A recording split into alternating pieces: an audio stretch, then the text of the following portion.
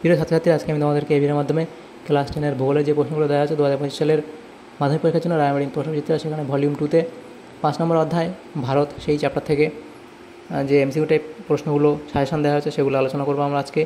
তো সেখানে 5.5 এবং 5.6 এই দুটি ইউনিট আজকে আলোচনা করব। সেখানে ভারতের মৃত্তিকা 5.5 এবং তারপরে 5.6 আছে ভারতের স্বাভাবিক উদ্ভিদ। এই দুটি ইউনিটের প্রশ্ন আলোচনা করবো এবং এর আগের যে প্রশ্নগুলো ছিল সেগুলো আমরা অলরেডি চ্যানেল আপলোড করে দিয়েছি, সেগুলো তোমরা সেখান থেকে দেখে নিও।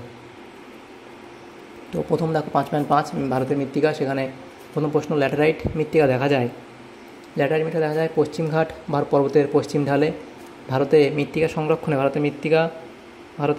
সংরক্ষণে গৃহীত একটি পদ্ধতি হলো ফালি চাষ। ভারতের উত্তরের হিমালয় পার্বত্য অঞ্চলে দেখা যায়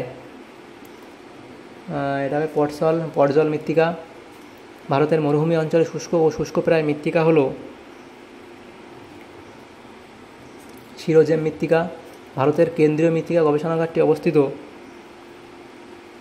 ভোপালে, অপশান খ। নেক্সট প্রশ্ন, ভারতের সর্বাধিক স্থান জুড়ে আছে পলিমাটি। নেক্সট প্রশ্ন, যে মৃত্তিকা রেগুর নামে পরিচিত তা হলো কৃষ্ণ মৃত্তিকা। নেক্সট প্রশ্ন, রেগুর মাটি দেখা যায় দাক্ষিণাত্য মালভূমিতে। খোয়াই ক্ষয় বা গালি ক্ষয় দেখা যায় ল্যাটেরাইট অঞ্চলে। 10 দাগের প্রশ্নে বলা আছে, দেখো চা ও কফি উৎপাদনের উপযুক্ত মাটি হলো পার্বত্য অঞ্চলের মাটি। নেক্সট প্রশ্নে বলা আছে, দেখো ইটের মতো শক্ত ও লাল রঙের মৃত্তিকা হলো ল্যাটেরাইট মৃত্তিকা। ছোট ছোট নালাগুলি ক্ষয়ের ফলে আকারে বড় হয়ে গভীর ও চওড়া খাত সৃষ্টি করলে তাকে বলে খাত ক্ষয়, অপশান গ। নেক্সট প্রশ্ন, ল্যাটেরাইট মৃত্তিকার প্রধান ফসল হলো চীনাবাদাম। পরের প্রশ্ন, ব্যাসল্ট শিলার আবহাওয়া বিকারের ফলে থেকে সৃষ্ট মৃত্তিকা হলো কৃষ্ণ মৃত্তিকা, অপশান গ। নেক্সট প্রশ্ন, পাহাড়ের ঢালু জমিতে সমান উচ্চতায় আড়াআড়িভাবে জমি কর্ষণ করে চাষ করাকে বলে, এটা হবে সমোন্নতি শস্যায়ন, অপশান খ। নেক্সট প্রশ্নে বলা আছে, নেক্সট প্রশ্ন দেখো 5.6, সেখানে ভারতের স্বাভাবিক উদ্ভিদ। সেখান থেকে যে প্রশ্নগুলো দেওয়া আছে দেখো, প্রথম প্রশ্ন, চন্দন গাছ জন্মায় পর্ণমোচী অরণ্যে। নেক্সট প্রশ্ন, ভারতের রাজ্যভিত্তিক সর্বাধিক বনভূমি অঞ্চলের ক্ষেত্রে প্রথম স্থান অধিকার করে, এটা হবে মধ্যপ্রদেশ, অপশান ক। নেক্সট প্রশ্ন, রোজউড গাছ জন্মায় ক্রান্তীয় চিরহরিত অরণ্যে। একটি পর্ণমোচী বৃক্ষের উদাহরণ হলো তুঁত। বিশ্ব পরিবেশ দিবস পালিত হয় 5 জুন। ভারতের ক্রান্তীয় চিরহরিত উদ্ভিদ দেখা যায় আন্দামান ও নিকোবর দ্বীপপুঞ্জে।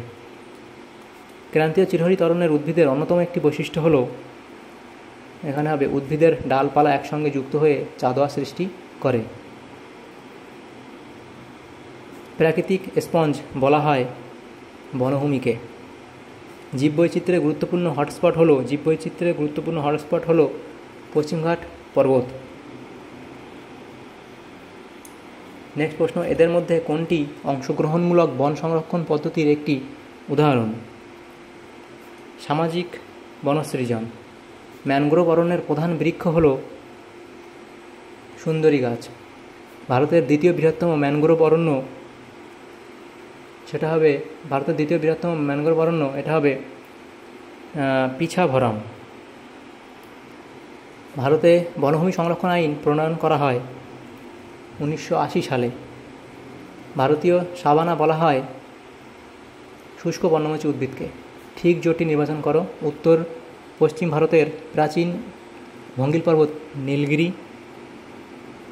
দক্ষিণ ভারতের পূর্ববাহিনী নদী নর্মদা। আন্দামান নিকোবর দ্বীপপুঞ্জের চিরহরিত বৃক্ষ মেহগনি। তাহলে অপশান গ হবে তোমাদের ঠিক, এটা সঠিক জোটটি হবে অপশান গ।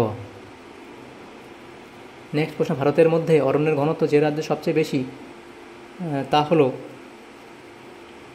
এটা হবে মিজোরাম, অপশান ক। নেক্সট প্রশ্ন,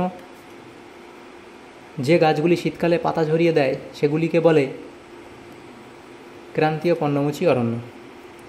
তাহলে এখানে 5.5 ভারতের মৃত্তিকা এবং 5.6 ভারতের স্বাভাবিক উদ্ভিদ। এখানে যে প্রশ্নগুলো ছিল এমসিকিউ টাইপ প্রশ্ন, সেগুলো আমরা আলোচনা করলাম আজকে এই ভিডিওর মাধ্যমে। যদি তোমাদের সামনেতম পরের সাথে ভিডিওটা অবশ্যই লাইক করবে আর বেশি বেশি করে বন্ধুদের সাথে শেয়ার করবে। আর পরবর্তী চ্যাপ্টারের প্রশ্ন উত্তরগুলো পাওয়ার জন্য আমাদের চ্যানেলটাকে অবশ্যই সাবস্ক্রাইব করে রাখবে। Thanks for watching.